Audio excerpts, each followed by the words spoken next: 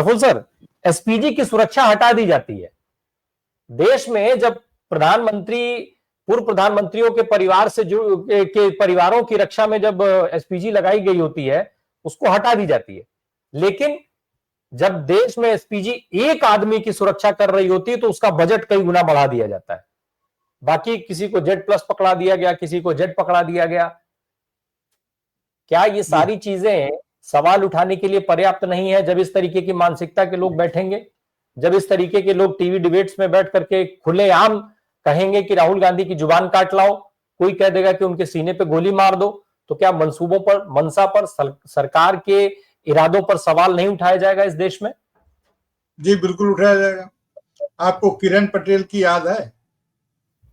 किरण पटेल अतिरिक्त निदेशक हुआ करते थे, जिनको जेड सुरक्षा मिली थी, और उतने बड़े धोखेबाज निकले। आजकल किरण पटेल कहाँ है? उन पर कोई कार्रवाई हुई? उन्होंने कहा कि वे पीएमओ के अतिरिक्त निदेशक के रूप में पूरे जम्मू कश्मीर के संवेदनशील इलाके में घूम रहे थे, जेड प्लस सुरक्षा लेकर।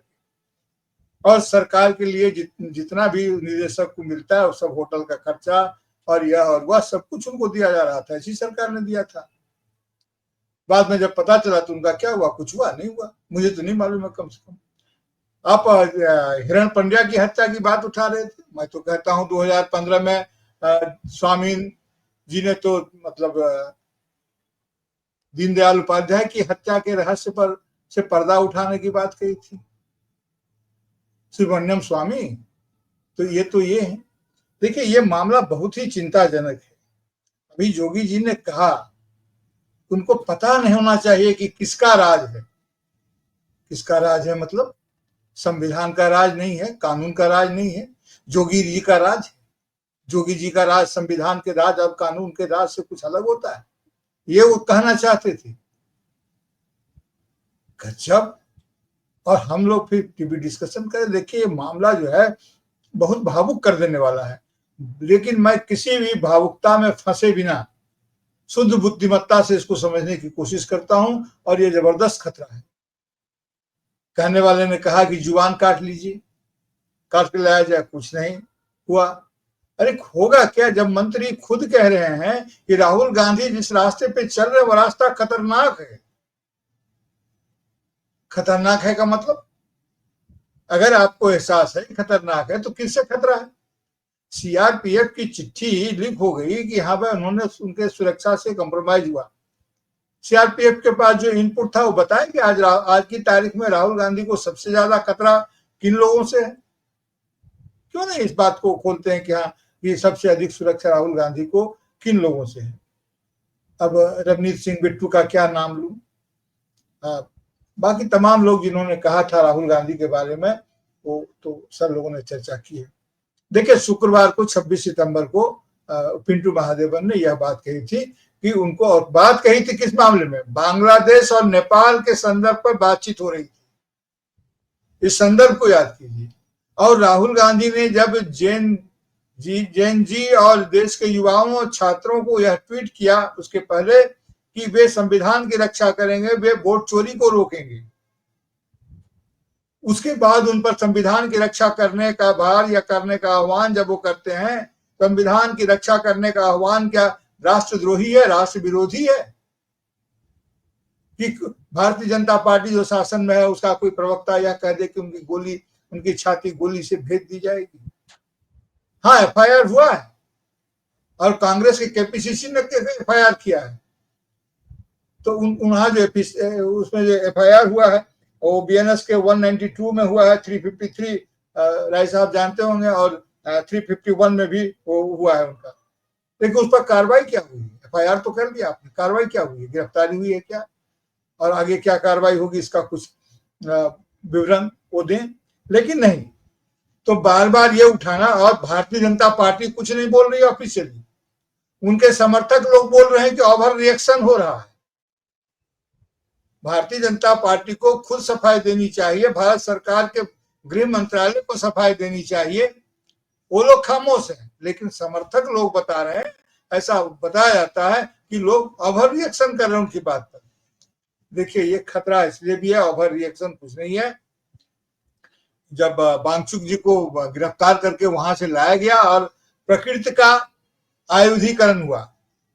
आप जानते हैं कि लद्दाख लेह में इस समय 8 डिग्री 9 डिग्री सेल्सियस ठंडा है, और उनको 32 डिग्री 35 डिग्री की गर्मी में जोधपुर के जेल में लाके पटक दिया है। क्या ये उनको बीमार पड़ जाने की स्थिति में उनको नहीं डाल दिया गया?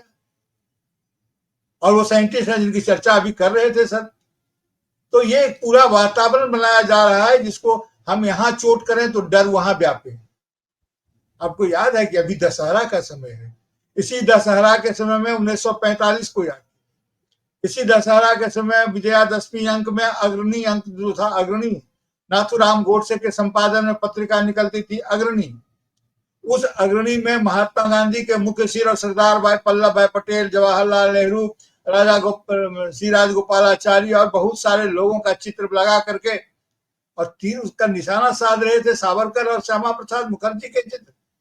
गांधी और उनके साथ के चित्रों को रावण बनाया गया था, और श्यामा प्रसाद मुखर्जी और गोडसे के सावरकर का चित्र उसमें था जो राम बन करके उन लोगों पर तीर चला रहे थे। इसी अग्रणी पत्रिका में छपी थी।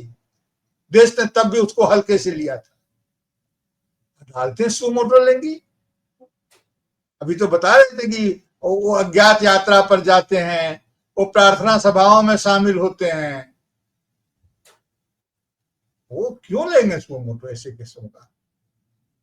तो मेरे कहने का मतलब हम लोग एक बहुत ही खतरनाक स्थिति से गुजर रहे हैं, और संविधान की रक्षा के दायित्व की जब बात होती है, जब वो जेएनजी को पुकारा जाता है, तो उसके साथ ये तमाम तरह की स्थितियां उत्पन्न होती है।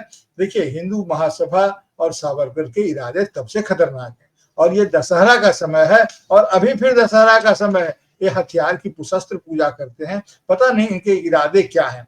इस पर तो देश के जो सुरक्षा की जवाबदेही जिनके पास है, उनको गंभीरता से इस बात को लेकर के इसकी खोजबीन, सुमोटो खोजबीन उनको करनी चाहिए ना। उनको जो लोकल एरिया इंटेलिजेंस जो यूनिट होता है, LIU जिसको बोलते हैं, लोकल इंटेलिजेंस यूनिट, उससे खबर लेनी चाहिए कि केरल में, मलयालम में, क्योंकि उसी इलाके में पेरम्बदूर में राजीव गांधी की हत्या हुई थी। क्या हम इस बात को भूल गए हैं? भाई, आप सुरक्षा के नाम पर अगर कोई भी VIP, कोई भी नेता, प्रधानमंत्री कोई सुरक्षा नहीं करते हैं क्या? प्रधानमंत्री क्या सुरक्षा के जो कोण है उसको नहीं उल्लांघते हैं क्या? आदमी जो है सो हमेशा, कोई भी नेता हो, वो सुरक्षा के उन मानकों का अनुसरण तो नहीं कर सकता है ना जो मानक उसे जनता से मिलने से ही रोक दे। तो राहुल गांधी अगर करते हैं तो सुरक्षा देना आपका काम है। सुरक्षा के नाम पर आप ये नहीं कह सकते हैं जैसे मध्य वर्ग के माता पिता अपनी घर परिवार में कहते हैं कि बेटी बाहर बहुत सुरक्षा है, तुम बाहर मत जाया करो। राहुल गांधी की जान को खतरा है तो क्या आप उनके सुरक्षा घेरे में? वो आदमी पूरी जिंदगी प्रोटेक्टेड लाइफ बिताया है, अभी अभी वो जनता के बीच में घुल मिल रहे हैं। तो क्या आप वह शैली अपना लेंगे? क्या आप उस तरह के कुत्सित इरादा रखते हैं? आप कभी अखिलेश यादव पर हो जाता है कि आपकी सुरक्षा का खतरा है, आप बाहर बन जाइए। हाथरस में कोई कांड होता है तो उनको वहां नहीं जाने दिया जाता है, घर के बाहर ही बैठा दी जाती है। तो इस सुरक्षा के जो कारण है, सुरक्षा के जो उपाय हैं, उसको भी जब राजनीतिक तरीके से इस्तेमाल किया जाएगा तो इसी तरह के बयान आएंगे, इसी तरह की चीजें आएंगी, और वो जानते हैं कि उनका कुछ नहीं होगा। अभी तो कुछ दिन पहले इन्होंने बयान दिया था, अभी फिर बयान देंगे, अभी दशहरा का बयान आएगा। अभी कुछ दिन पहले इनके जो शस्त्रधारी लोग थे उन्होंने बयान दिया था वो घृणा फैलाने का जातियों और धर्म के आधार पर। तो इसको सुमोटो सुप्रीम कोर्ट लेता है नहीं लेता है वह अलग बात है। आज की तारीख में भारत की जनता को इसको सुमोटो लेना चाहिए और इस आक्रोश का मतलब बदलाव राजनीति में होना चाहिए, मत में होना चाहिए। आज अगर देश को किसी एक व्यक्ति से उम्मीद लगती है कि वह लोकतंत्र की रक्षा करेगा, हमारे अधिकारों की रक्षा करेगा या करने के प्रति गंभीर है, तो उस आदमी का नाम है राहुल गांधी। अगर राहुल गांधी की सुरक्षा पर कोई खतरा होता है, इसका मतलब होता है इस देश के संविधान, लोकतंत्र और इस देश के वास्तविक भविष्य पर हमला। जी।